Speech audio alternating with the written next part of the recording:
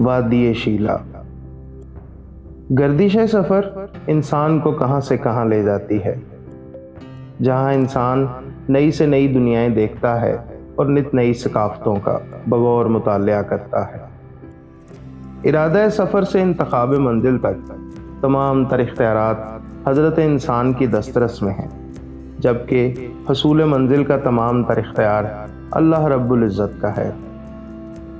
और बसा औकात मालिक इस इख्तियार के तहत हमें इन मनाजिल की जानिब भेज देता है जो सफ़र का हिस्सा कभी होती ही नहीं।